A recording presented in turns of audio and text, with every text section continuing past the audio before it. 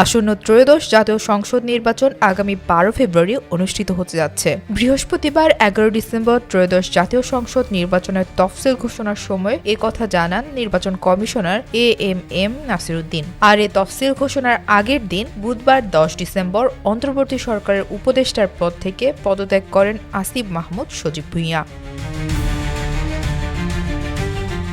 আসন্ন ত্রয়োদশ জাতীয় নির্বাচনে ঢাকা 10 আসনে স্বতন্ত্র প্রার্থী হিসেবে লড়বেন অন্তর্বর্তী সরকারের উপদেষ্টা পদ থেকে পদত্যাগ করা আসিফ মাহমুদ। শুক্রবার 12 ডিসেম্বর নিজের ভেরিফাইড ফেসবুক পেজে এক পোস্টে কথা জানান তিনি।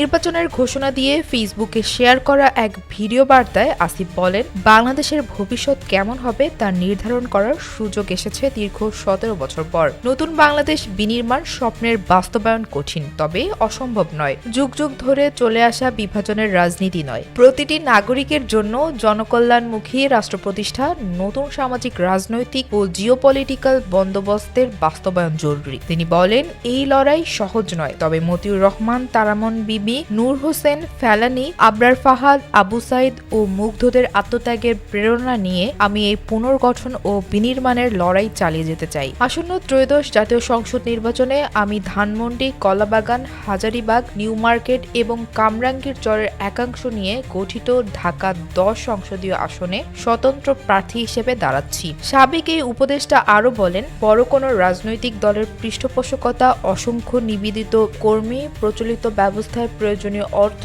কোনোটাই আমার নেই। আপনাদের সহযোগিতা, সমর্থনই আমার একমাত্র অবলম্বন এবং আমার দায়বদ্ধতা থাকবে শুধু আপনাদের প্রতি। আমি শুধু সংসদ সদস্য পদপ্রার্থী নই, গণভোটেরও প্রার্থী। শেষে তিনি এতগুলো প্রাণের বিনিময়ে দেশ সংস্কারের যে সুযোগ এসেছে তা বাস্তবায়নে গণভোটে হ্যাঁ ভোট দেবার আহ্বান জানান।